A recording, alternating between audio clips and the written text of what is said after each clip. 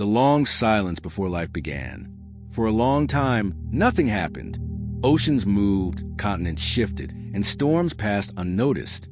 The planet was ready, but life did not arrive. By this point, Earth had everything it seemed to need. Liquid water covered much of the surface. Continents stood above the sea, and the atmosphere had settled into a workable balance. This matters because habitability does not guarantee life. Even on a stable planet, the transition from chemistry to biology is not automatic. Earth waited through an immense silence before that final threshold was crossed.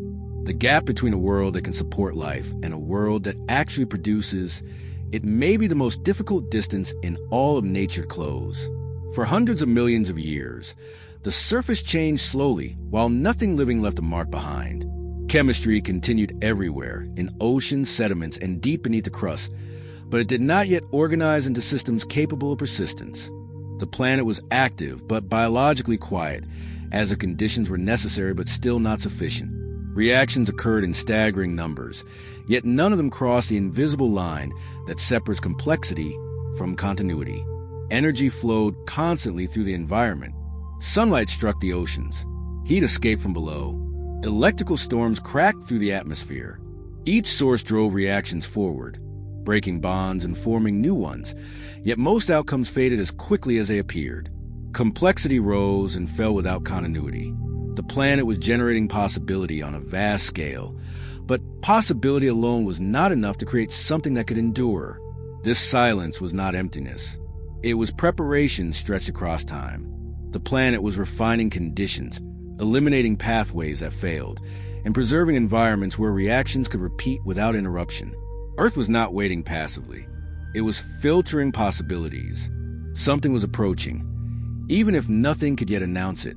The quiet itself was part of the process, and when the silence finally broke, it would change the planet forever.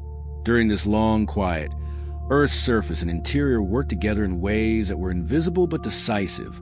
Sediments accumulated layer by layer on ocean floors, burying chemical records of countless failed experiments. Minerals interacted with seawater over vast stretches of time, creating surfaces where reactions could occur again and again without being erased. Stability did not announce itself, but it persisted. These mineral surfaces acted as scaffolds, holding molecules in proximity long enough for interactions that would have been impossible in open water. In shallow seas and sheltered basins, cycles repeated with subtle variations. Water evaporated and returned. Temperatures rose and fell within tolerable ranges. Chemical gradients formed, collapsed, and reformed.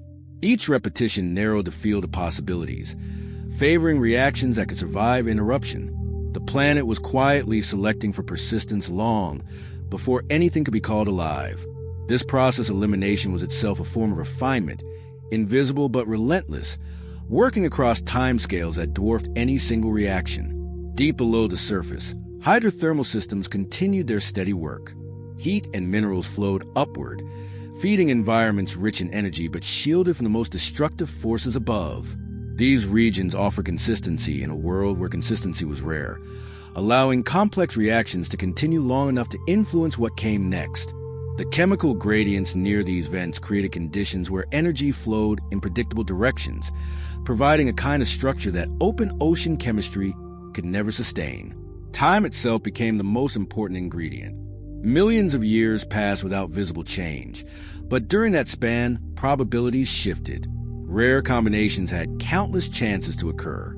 Structures that failed quickly disappeared, while those that lasted slightly longer shaped the chemical landscape around them. Duration became a filter, and the longer molecular arrangement could persist, the more influence it had over the chemistry surrounding it. The silence before life was not a pause in Earth's story. It was the longest buildup imaginable. Every condition that would later define living systems was being tested, refined, and reinforced without witness. The planet was not empty. It was becoming ready. As this preparation deepened, the boundary between chemistry and biology grew increasingly thin. Certain molecular systems began interacting with their surroundings in more organized ways, drawing energy from gradients and using it to maintain structure instead of dispersing it. These systems were still fragile, still temporary, but they behaved differently from everything that had come before. They held themselves together against the tendency of the universe to scatter and dissolve. And in doing so, they introduced a new kind of behavior to the planet's surface. Some reactions became self-reinforcing. Molecules that helped create favorable conditions indirectly supported their own continuation, making them more likely to persist through disturbance.